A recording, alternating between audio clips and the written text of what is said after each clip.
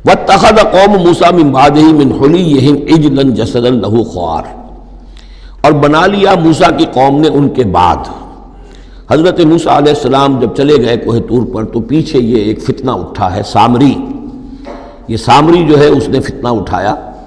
اور جو کچھ ان لوگوں کے پاس، اسرائیلیوں کے پاس، جو ان قبطیوں کے زیورات بہت سے رکھے ہوئے تھے امانتاً، وہ بھی جانتے تھے کہ یہ قوم،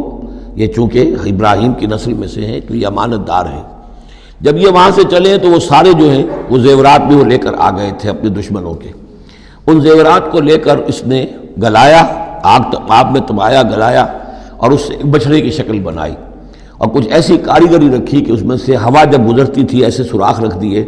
کہ اس میں سے ایسی آواز آتی تھی جیسے کہ بچھڑا جو ہے وہ بول رہا ہے، اور اس نے کہا یہ ہے تمہارا خدا۔ یہ موسیٰ تو بھول گیا، موسیٰ کو مغالطہ ہو گیا، وہ کہاں گیا ہے، کس خدا سے ملنے گیا، خدا تو یہ ہے۔ اور اس میں بھی ایک اور بات دوسری جگہ پر آ جائے گی، یہاں تو نہیں ہے، کہ حضرت موسیٰ علیہ السلام اصل میں اپنے اشتیاق اور محبت اور شوق اور جذبے کی وجہ سے قبل از وقت چلے گئے تھے، جو وقت معین تھا کوہ طور پر آنے کا اس سے پہلے۔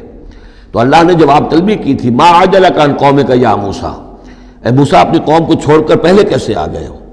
اور انہوں نے جواب دیا، اجلت الیک رب لترضیٰ، پروردگار میں جلدی آیا تاکہ تو راضی ہو جائے، تو میرا شوق دیکھ، میرا اشتیاق دیکھ، تیری محبت، تجھ سے گفتگو اور کلام کی جو میرے اندر شوق ہے اس کی وجہ سے آیا ہوں۔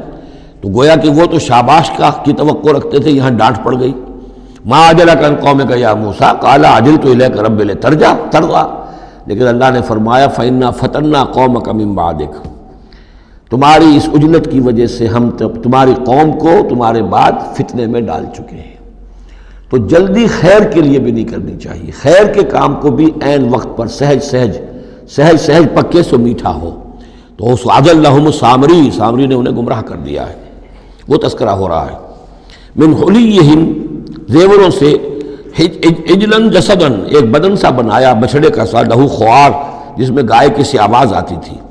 الم یروا انہ لا یکلمہم، کیا انہوں نے یہ نہیں غور کیا کہ وہ نہ ان سے بات کر سکتا ہے، وہ گدھے کی سی یا گھوڑے کی سی یا بچھڑے کی سی آواز سے تو کوئی بات نہیں بنتی۔ ولا یہدیہم سبیلا، نہ انہیں وہ کوئی راستہ بتا سکتا ہے۔ اتخذوہ وکانوا ظالمین، انہوں نے اسی کی عبادت شروع کر دی، اسے معبود بنا لیا، اور وہ تھے بہت ظالم۔ ولما سقط فی ایدیہم ورأوا انہم قد ضلوا، اور جب ان کے ہاتھوں کے طوطے اڑ گئے، پچھتاوا ہوا، یعنی ان میں سے بھی گویا کہ 3 حصوں میں قوم تقسیم ہو گئی۔ ایک قوم، بڑا حصہ قوم کا وہ رہا جو اس گناہ میں شریک نہیں ہوا، ایک حصہ وہ تھا کہ جو کچھ دیر کے لیے شریک رہا لیکن فوراً ہوش میں آ گیا بعد میں، تیسرا حصہ وہ تھا جو حضرت موسیٰ علیہ السلام کی واپسی تک اس پر اڑا رہا، جازم رہا۔ تو یہاں اس درمیانی طبقے کا ذکر ہو رہا ہے۔ وَلَمَّا سُقِطَ فِي أَيْدِيهِمْ وَرَأَوْا أَنَّهُمْ ضَلُّوا، جب ان کے ہاتھوں کے طوطے اڑ گئے، ان کے پچھتاوا طاری ہوا، اور انہوں نے سوچا ہم تو گمراہ ہو گئے، یہ ہم کیا کر بیٹھے۔ قَالُوا لَئِن لَّمْ يَرْحَمْنَا رَبُّنَا، انہوں نے کہا کہ اگر ہمارے رب نے ہم پر رحم نہ فرمایا، وَيَغْفِرْ لَنَا، اور اگر ہمیں بخش نہ دیا، لَنَكُونَنَّ مِنَ الْخَاسِرِينَ، تو ہم تو ہو جائیں گے بہت خسارے والوں میں سے۔ وَلَمَّا رَجَعَ مُوسَىٰ إِلَىٰ قَوْمِهِ غَضْبَانَ أَسِفًا، تو جب موسیٰ لوٹے اپنی قوم کے پاس، غضبان آصفا، غضبان یہ فعلان کے وزن پر، رحمان کے وزن پر، نہایت غضبناک۔ حضرت موسیٰ علیہ السلام کا مزاج بھی جلالی تھا، پھر یہ کہ اتنی بڑی گمراہی، اور یہ اللہ تعالیٰ نے کوہ طور ہی پر بتا دیا تھا کہ تمہاری قوم پیچھے فتنے میں پڑ چکی ہے اور وہ گمراہ ہو چکی ہے۔ فَإِنَّا فَتَنَّا قَوْمَكَ مِن بَعْدِكَ وَأَضَلَّهُ السَّامِرِي،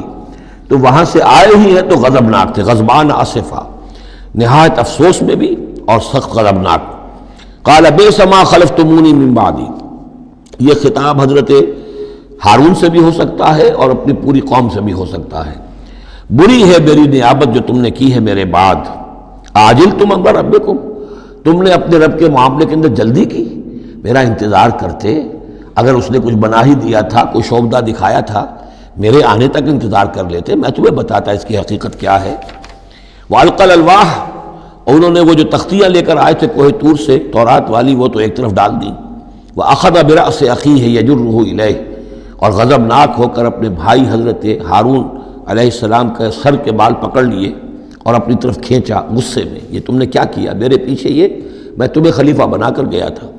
قال ابن امہ، انہوں نے کہا اے میرے ماں جائے، اے میرے ماں کے بیٹے، ان القوم استضعفونی، قوم نے مجھے دبا لیا تھا، مجھے بے بس کر دیا تھا، وقادوا یقتلوننی، اور وہ تو میرے قتل پر آمادہ ہو گئے تھے، میں نے انہیں روکا، میں نے منع کیا، لیکن وہ اس درجے اس معاملے کے اندر آگے بڑھ گئے تھے، قادوا یقتلوننی، وہ تو مجھے قتل کرنے پر آمادہ تھے۔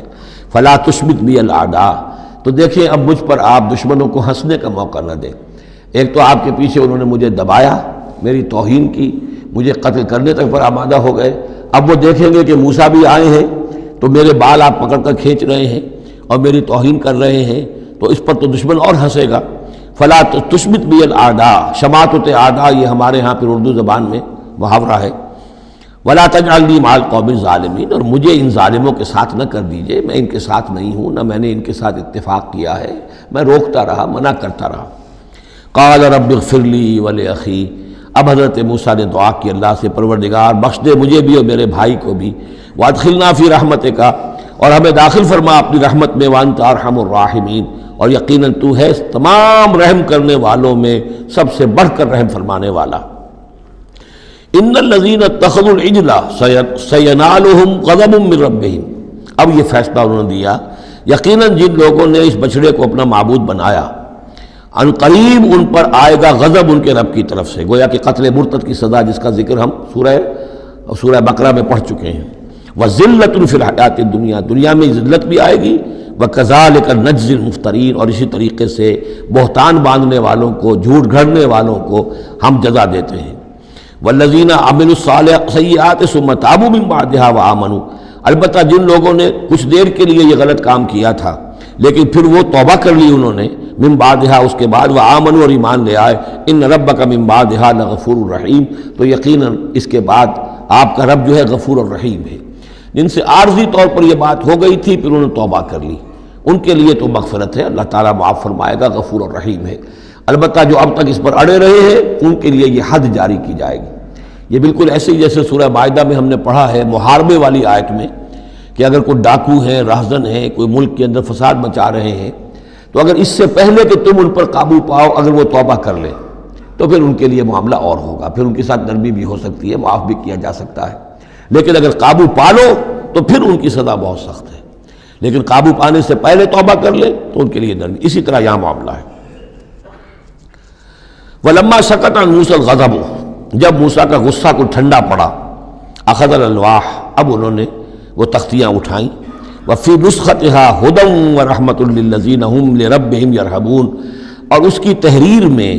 لکھا ہوئی تھی رحمت، ہدایت بھی